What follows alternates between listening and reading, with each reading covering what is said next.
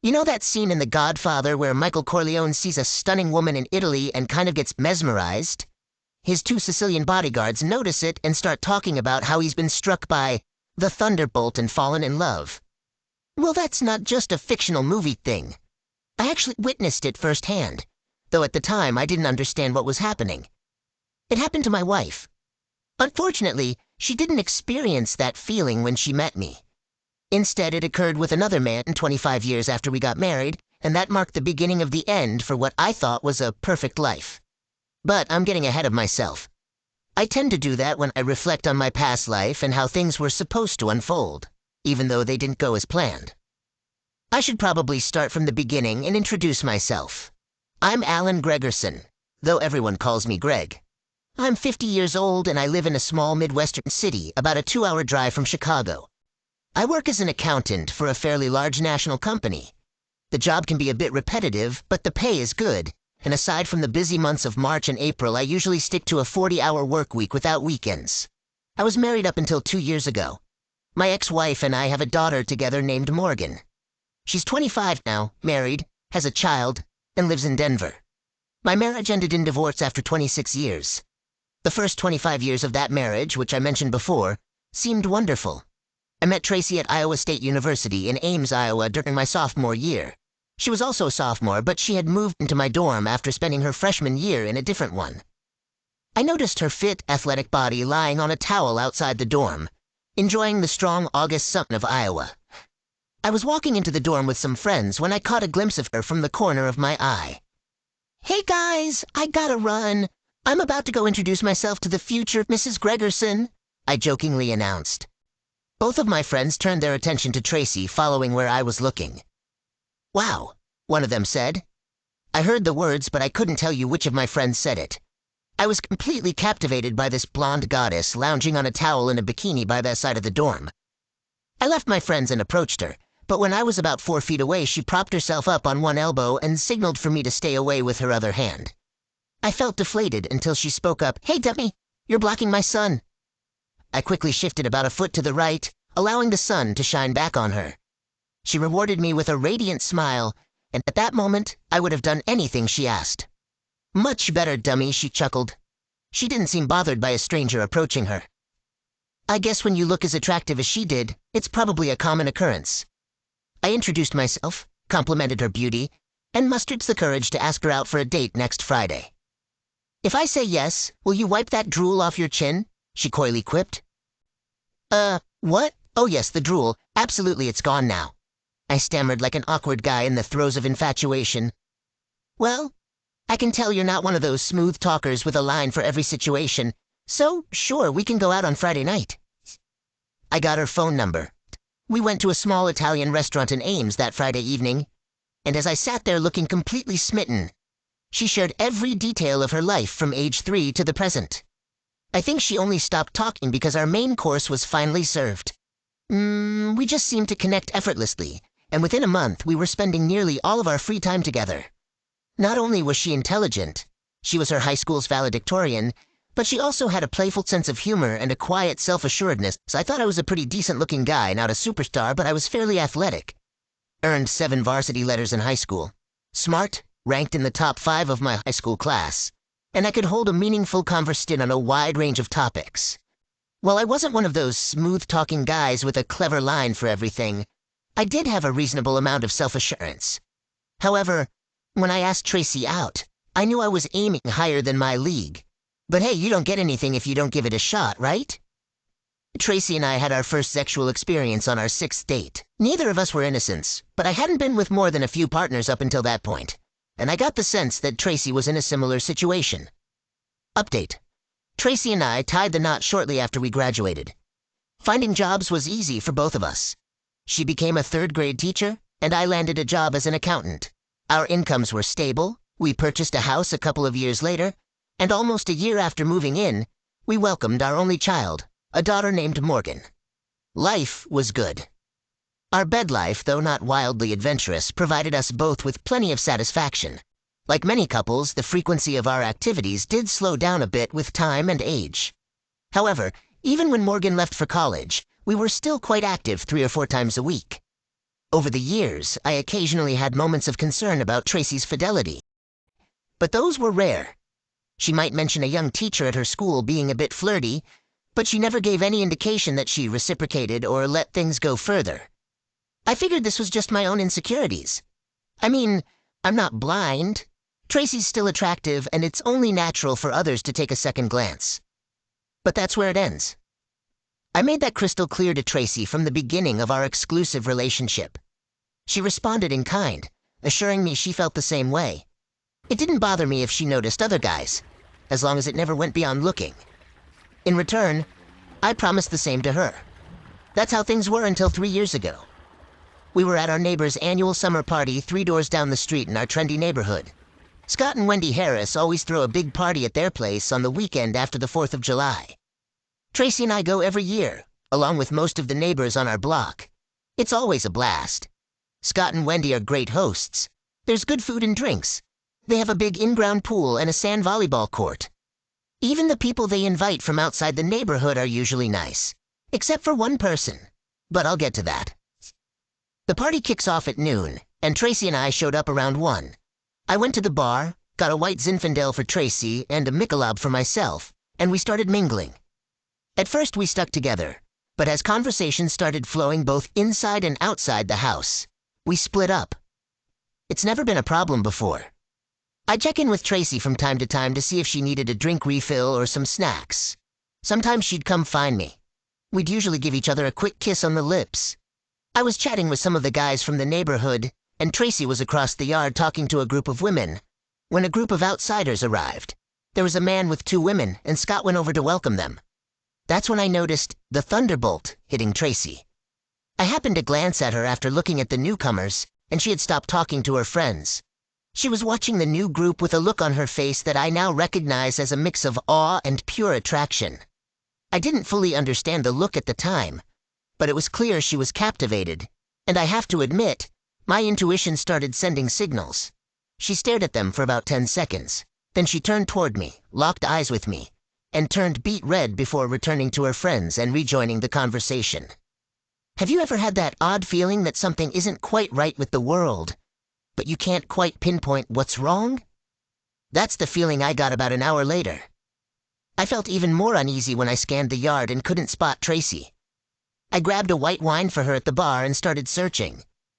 Eventually, I found her in the Harris's den, chatting with 4 other people, including the guy she had been eyeing earlier. In fact, he had his arm casually around her, his hand resting on her hip.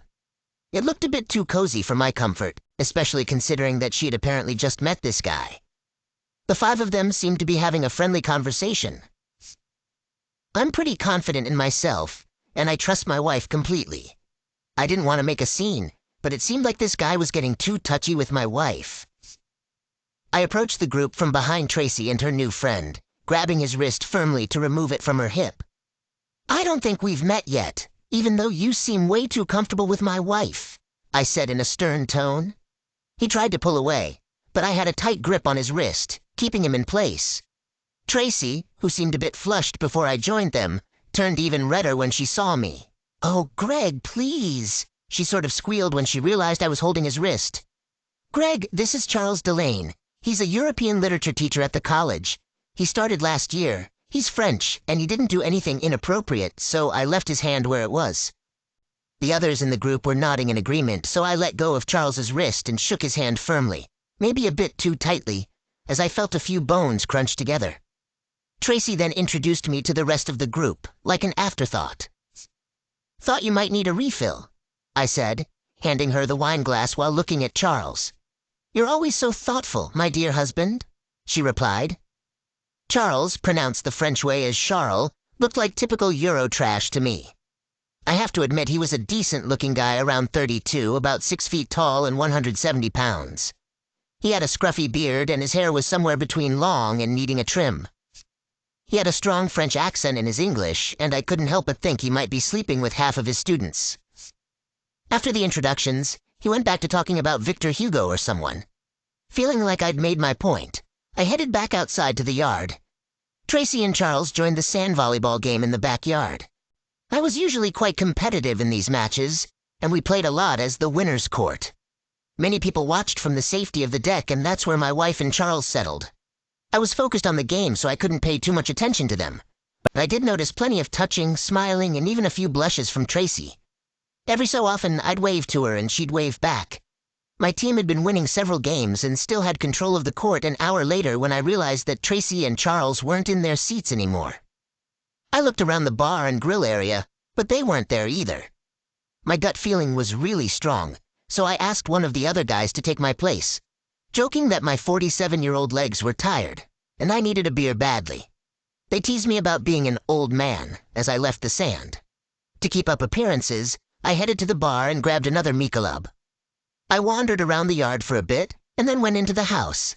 I checked every open room and listened carefully at the closed doors, but I couldn't see or hear Tracy or Charles. I eventually went over to the hostess, Wendy, and casually asked if she had seen my wife recently. "Yeah, she and Charles went to his car to check something, I think," Wendy said casually. "What car does he drive?" I asked with a hint of irritation. That's when Wendy seemed to realize something. "We'd been friends for over 15 years. She looked concerned and replied, "It's a gray Saab." I stepped outside and glanced down the street. No sign of a Saab. Wendy joined me in the driveway. "I'm sure it's nothing, Greg," she said in a soothing tone. "They might have just gone to the college for a moment." "Yeah, thanks. Probably nothing," I replied without much certainty and walked away. The local college was only a 5-minute drive from home. I decided to check it out myself. I drove to the school and searched through all of their parking lots. No sign of the Saab. I called Tracy's cell phone, but it went straight to voicemail, suggesting she was either talking to someone else or her phone was off. I left a message. Over the next hour, I left her 4 more messages while sitting at home. I also reached out to her parents and sister to ask if they had heard from her. They all said no. It reminded me of a Sherlock Holmes quote. "Once you eliminate the impossible, whatever remains, no matter how improbable, must be the truth." I settled into my lazy boy chair in the family room and stared at the blank large screen for hours. I didn't even need to turn on the TV because the images were playing in my mind. My beautiful wife with that French guy? Seriously, why did we bother saving that country in 2 world wars? We should have just let the Germans have it. I didn't get any sleep that night. I just sat in the chair fixating on the TV. I half expected Tracy to sneak into the house during the night, but when that didn't happen, I started to think that maybe Charles had been in a car accident with Tracy in the car. Around 8 a.m., I called the local sheriff's office, identified myself, and asked if there were any accidents during the night. They said no. I dialed Tracy's phone 4 more times and got no response each time. As noon approached, I heard a car pull into the driveway and someone got out, as indicated by the door shutting. About 45 seconds later, Tracy used her key to open the door and walked in. A few seconds later, she saw me in the family room and quietly took a seat on the sofa across the room. If I had any doubts about what they had been up to, those were quickly shattered by her appearance. At least she had the decency to have showered before returning. Her long blonde hair, which was down yesterday, was now pulled back into a damp ponytail. She had no makeup on, and her skin on her chest, shoulders, and arms had a rosy glow. She had the contented look of someone who had a satisfying time, and I'll admit she looked stunning. But she wasn't showing any remorse or guilt. If anything, she seemed to have a smug smirk on her face. "Nice of you to finally show up. Have a good time last night? And this morning?" I said with a sneer. "Well, actually, I did," she responded smugly. That wasn't exactly the answer I was expecting. "Listen, Greg," she continued calmly. "Have you ever felt an incredible physical and emotional connection with someone from the moment you met them? Something almost electric, amazing, and wonderful?" "Yeah, I have," I replied immediately. "I married that woman." Her calm facade shattered with my response. Her composed expression gave way to recognition of my pain. "Yesterday, I met my person like that. I can't explain it. I just have to be with him. I love him." "Just like that? Are you out of your mind?" I yelled. "You're throwing away 25 years of marriage for a feeling? Did I mean absolutely nothing to you?" I'm not sure why she was surprised by my outburst. She began sobbing uncontrollably in response, but I didn't care.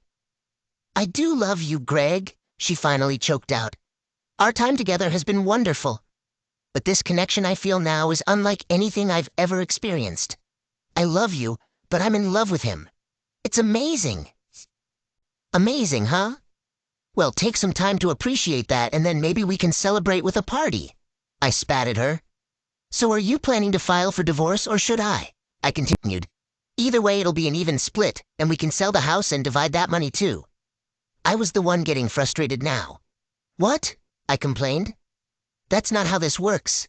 You don't get to keep me as a backup plan. If you're with him, then go be with him as soon as you want.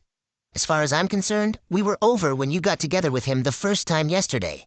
You continuing with him just strengthens my decision. But, she stammered. All right then. I'll handle the divorce proceedings and I'll be out of here by the end of the week. I kept my word and moved my belongings out of the house by the end of the week. I took a couple of days off from work to make it happen.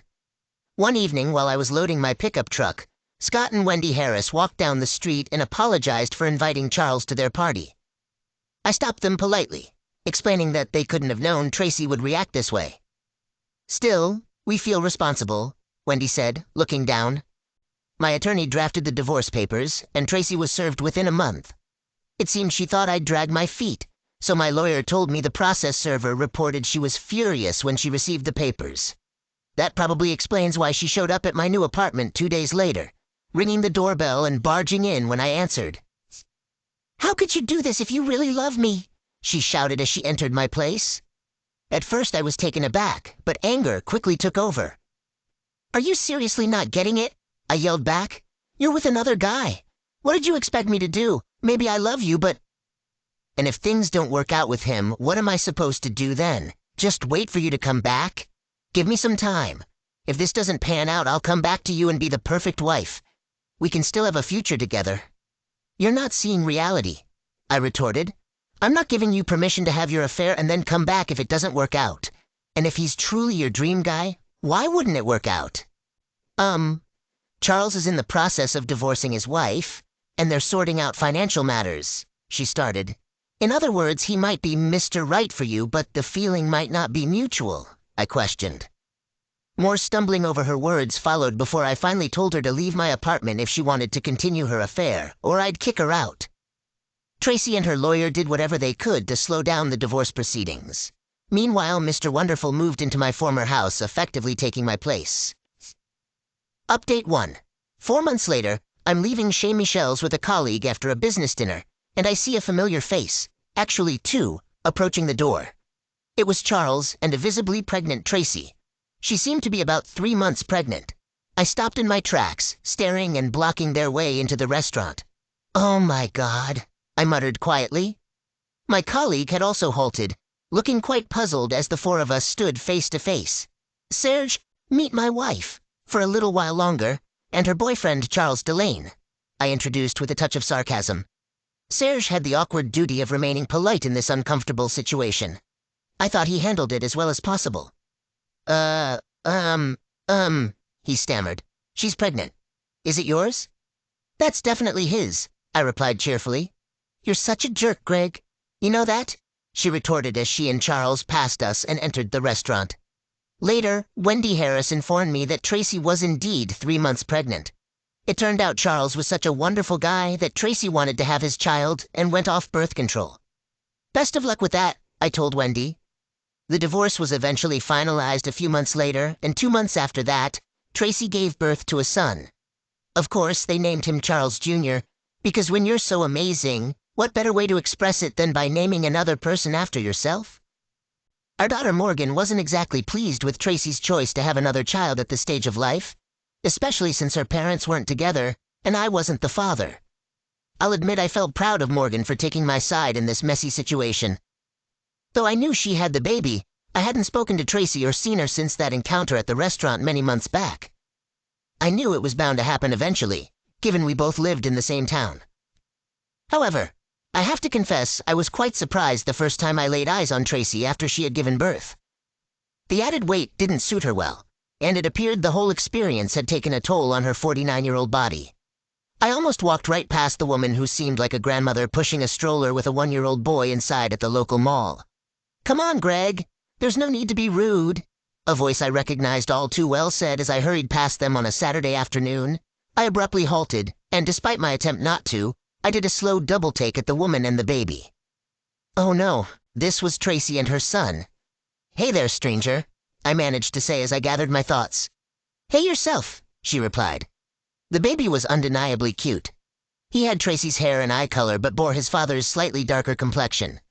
"Wow, Mom, he's adorable," I genuinely remarked.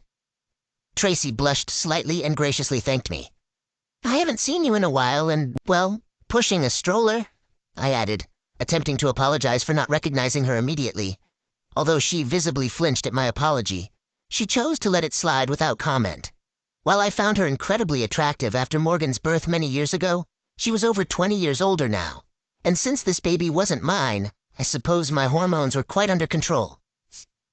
We chatted pleasantly for a few more minutes, mostly about her lack of sleep, and I sensed a genuine note of sadness, something she had never shown after Morgan's birth. I eventually excused myself, offering apologies, and went on with my shopping, which had been my original intent. I saw Tracy again at the Harris's summer party about 6 months later. Scott and Wendy always felt bad that Tracy met Charles at their party, but I assured them that I didn't blame them for her bad choices. Still, Wendy kept trying to set me up with her single and divorced friends, and I have to admit, some of those setups were pretty decent. They kept inviting me to their annual summer party, and even though I had skipped the last two, I decided to go this time, even though they warned me that Tracy and Charles would be there too. I assured them that if any issues arose, I wouldn't be the one causing them, and I meant it. I was at the party for a couple of hours when I noticed Tracy and Charles entering the backyard. Since the baby wasn't with them, I assumed they had left the baby with a babysitter. Tracy had shed some of her pregnancy weight and didn't look as much like a grandmother as she did the last time I saw her. Still, I couldn't ignore the sadness in her once bright blue eyes. Even when she smiled, there was something missing in her gaze. I addressed the elephant in the room early on by approaching Tracy and Charles, giving her a light hug and shaking his hand. I think both of them were a bit surprised, and I could swear I saw Wendy holding her breath as I walked over to them. We chatted briefly for maybe a minute, then I excused myself and returned to my group of friends by the grill. When the sand volleyball game started, I joined one of the teams. We played the second game, and while I was on the court, I noticed Tracy sitting in a chair, watching and cheering. I didn't see Mr. Wonderful anywhere around. After 2 games, we lost the second one, so we had to leave the court and wait for our next turn. While I was getting a beer, I glanced over at Tracy sitting alone. Some things never change, I thought to myself. I grabbed my drink and headed indoors. The third room I checked happened to be the den, and sure enough, my instincts were right on target. Charles had his arm around Marilyn Jansen's waist while talking in a small group, and Marilyn was looking at him with obvious desire in her eyes.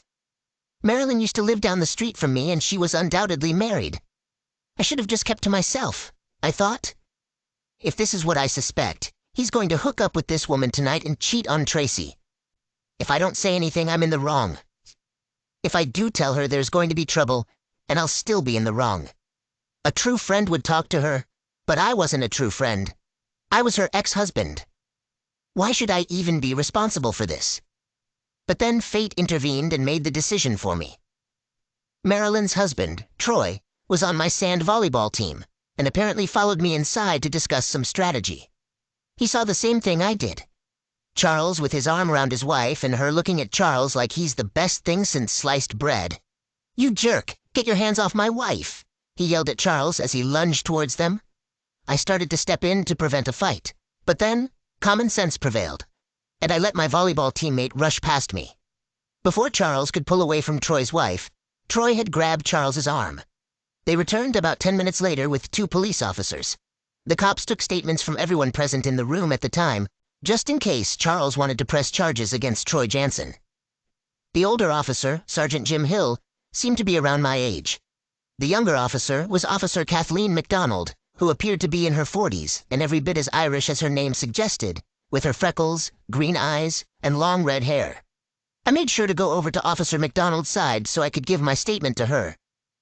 Amidst this commotion, Tracy was in tears.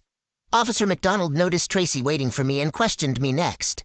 I explained what I saw and added that Charles had stolen my wife at this very party 3 years ago.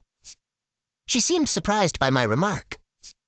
"And you're still going to take her to the hospital for him?" she asked. Are you that nice or just a complete idiot? Gotta admit, that caught me off guard. I looked at her face and saw her trying not to smile. Definitely a complete idiot, I replied. She didn't see that response coming either, and let out a small laugh. I kind of like that sound. After answering a couple more questions, I was done giving my statement. She said I could take Tracy to the hospital, but before I left, she warned me that Tracy might not believe my story if I told her. Don't count on her believing me, I replied. As I began to turn away, she started to move on to the next person for a statement, but a quick thought popped into my head and then out of my mouth. Maybe you should give me your card in case I remember something else, officer. She grinned back at me, her eyes practically lighting up. She took a card from her uniform shirt's top left pocket, flipped it over, and jotted down what seemed to be her personal phone number. Thanks, officer, I chuckled at her, then put on a determined expression and turned to Tracy. Let's go. On the way to the hospital, Tracy asked me what happened to Charles. I told her the truth, fully expecting her not to believe me. Can't you just move on, Greg? She complained. It's been 3 years now. It's not about moving on, Tracy, I replied. Charles shouldn't have been getting handsy with Marilyn Jansen. And Troy was right to step in. Maybe if I'd been that assertive, you and I might still be together. Neither of us expected those words to come out of my mouth. Tracy's eyes welled up with tears before she turned her head away from me in the pickup. I dropped Tracy off at the ER and didn't go inside with her. She'd need to get an Uber back to the small home she shared with Charles since we sold our house and split the money after the divorce. With her out of sight for the night, I reached into my shirt pocket for the card Officer Kathleen McDonald had given me earlier. A nice girl, I thought to myself. Trying to play it cool, I waited 3 days before calling Officer Kathleen McDonald. She picked up on the second ring. Could you have taken any longer? I could be engaged and married by now, she teased over the phone. Guess you're right. But if you're that speedy, you might miss out on becoming the next and last Mrs. Allen Gregerson, I retorted. Now who's getting sassy? She retorted. How do you know I'll even agree when you ask me out? And no, I don't want to go to some Irish pub for a date. Her Irish pub remark caught me off guard because, honestly, that's what I had in mind. It seemed like a fitting idea to take an Irish girl to an Irish pub. She sensed my hesitation and nailed it. What's the deal with you guys? Can't any of you think outside the box? You see red hair, and you automatically think Irish pub. I stumbled for a moment before coming up with my plan B. Our city had an amazing Greek restaurant that I adored, and Greek cuisine was a far cry from Irish. She took only a split second to respond positively. Thanks for switching things up a bit, she said. Once I reject the Irish pub, most guys default to Asian. Sorry, but I'm not into food that could pass for a cockroach haven. I burst out laughing at that, and I think that's when I realized I might have found someone to spend my life with. We talked for another hour, covering a wide range of topics. I found out she was actually 45 and had been divorced for a decade. Her ex also had fidelity issues. She had a son who was a sophomore at Michigan State, studying pre-law. Our Saturday night dinner was incredible, and the company was even better. I picked her up at her house on the south side of town, and was taken aback by how stunning my lovely girl looked in her little black dress and 4-inch heels. All the right curves, great legs, a pretty face, and that vibrant red hair. She was a living definition of gorgeous. We had one of those conversations that meandered through all kinds of subjects. I could have listened to her voice all night. She didn't seem eager to rush into marriage, just like I wasn't in a hurry to tie the knot. This made her both relaxed and intriguing, as her naturally inquisitive nature shone through like that of a cop. She asked thought-provoking questions, showing she was thinking as she listened to my answers. I drove her back home after dinner. I didn't invite her inside my place, and she didn't extend an invitation either. We exchanged goodnights on her doorstep, and then she leaned in for a gentle kiss on my cheek. I'm pretty sure I turned 3 shades of red, wished her good night, and floated back to my car. The drive home is a blur in my memory. Gosh, I felt like a teenager again. Her lips on my cheek were soft, and I'm quite certain she was wearing White Shoulders perfume.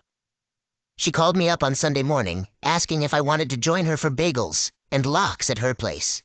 How could I possibly turn down that invitation? Wendy and Scott asked me over for dinner a few days later, partly to apologize for everything that happened, and also to get my side of the story. Turns out, Charles was threatening to sue them as well as Troy Jansen. "This guy must think he's a real catch," Scott blurted out at one point. "He's quite good-looking, dear, and quite charming, I have to admit that," Wendy said, before Scott shot her a glare that could melt steel. Troy spent the whole weekend in jail before getting bailed out on Monday morning, according to what the Harrises said. When he got back home, Marilyn and their 2 kids were nowhere to be found. They had gone to stay with her mother in another town. Scott mentioned that their 12-year marriage was likely over.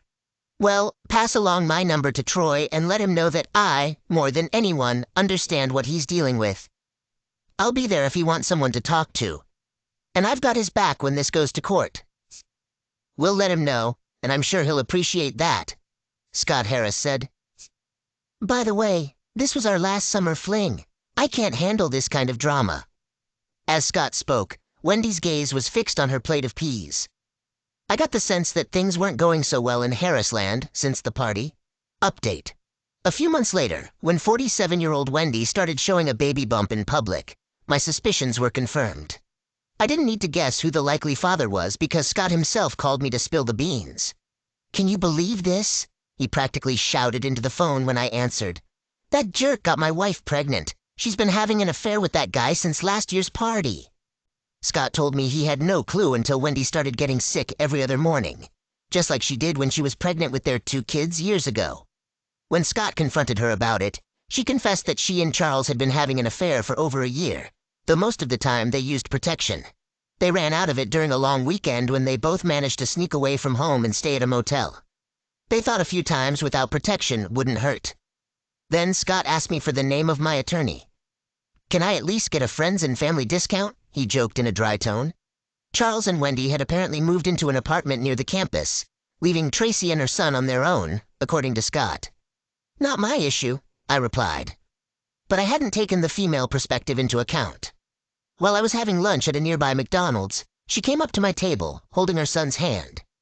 She set her lunch tray on the table across from me, and the little one quickly settled into the seat beside me. "Hi, Tracy." "Hi, CJ," I greeted the two. The little child, now around 3 years old, extended a clean hand for a proper handshake.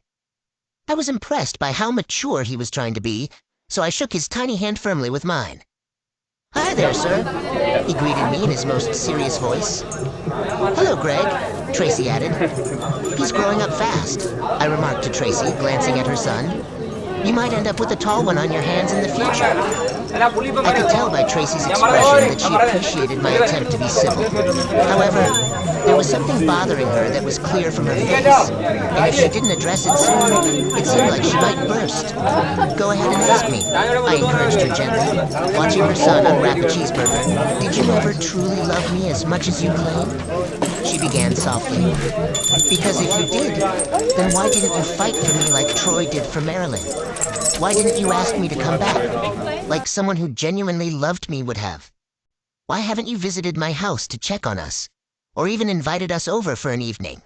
I wasn't expecting that at all. Suddenly this was being put on me?" I took a deep breath and shook my head. I wanted to stay composed and avoid an angry confrontation. "Whoa!" I exhaled slowly. "So this is all my fault? Seriously? I'm the one who did wrong here? You're the innocent party?" My voice started to rise as I spoke. This wasn't what I intended. I needed to make my point. "Whoa!" I exhaled again, holding up my hand to pause. "If you remember, I removed Charles's hand from your waist, but you insisted that nothing was happening and I shouldn't cause any trouble. I trusted you completely and believed your word, so I didn't push further. Excuse me for having so much trust in you. If I had known then what I know now, I wouldn't have trusted you. I would have confronted him like Troy did. But you, the person I trusted the most in the world, lied to me. So I didn't fight for you. Then, when you came home the next day around noon, what could I do? The damage was already done. It was quite obvious. So what was there to fight about at that point? You had given yourself to another man and broken our vows. There was nothing left for me to fight for. You made it very clear. You made it crystal clear. This was your decision alone, and I had no say in it. So what was there to fight about? You were no longer mine. You were his. But you didn't even try to change my mind, she complained, or make an effort to make me stay. Nothing. If you truly loved me... How many times did you sleep with Charles that first night? And in the morning? I bet it was multiple times, I stated. Once was a huge mistake, maybe forgivable. Twice was a deliberate choice, and more than that was you shattering my heart into pieces. And you had the audacity to tell me you had a fantastic time. An incredible connection, if I recall correctly. And that you and he had this almost magical bond. You didn't show any remorse. You know, lust and SULT share the same letters. So what were my options? As the saying goes, if you love something, let it go. If it comes back, it's yours. If not, it never was. I continued. And then, just to add insult to injury, you have his child at 48. I couldn't even convince you to have a second child in 25 years, but not only did you readily embrace Mr. Wonderful, but you let him impregnate you. So this is all about your wounded male pride? She responded, a bit snippier than I'd prefer. I reacted quickly, but with her child at the table, I held back from taking the bait. No. What you chose to do once you were with him was your decision. You loved him enough to have his baby, even though you refused that with me. I got the message loud and clear. We ate quietly for a few minutes. She seemed unsure. I knew where the conversation was headed, but someone had to bring it up. So what's your plan now? I finally inquired. You and Charles never got married, but he's acknowledged as the child's father, right? At the very least, you should pursue child support from him. I'll let Wendy deal with him, Tracy replied. But you're right. I should demand child support from that cheater. That's good advice. Do you ever wonder about us sometimes?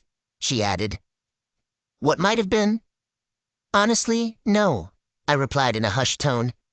You shattered my heart so completely that I never wanted to imagine what could have been. There are some wonderful memories from our past that I'll always cherish. But that chapter is closed, and there's no going back. We continued eating, and I observed the young boy playing with his fries. It reminded me of our daughter Morgan when she was that age. He seems like a good kid.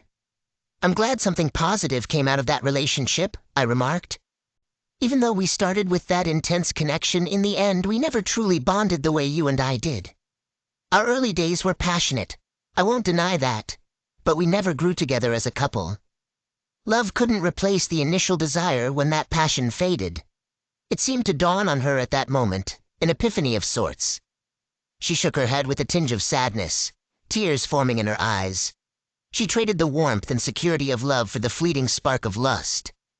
Just like lightning, it had its brilliant moment before disappearing. My bonny lass and I just celebrated our 10th wedding anniversary with a trip to an unexpected destination, Spain.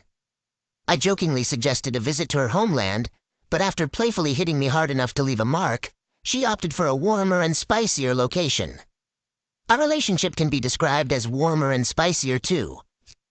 We have a few more years of work left before retiring from the cybersecurity firm we co-founded. Since my shift from engineering and her exit from the police force to start the company, things have gone remarkably well. We're nearly inseparable, both in business and in our personal lives.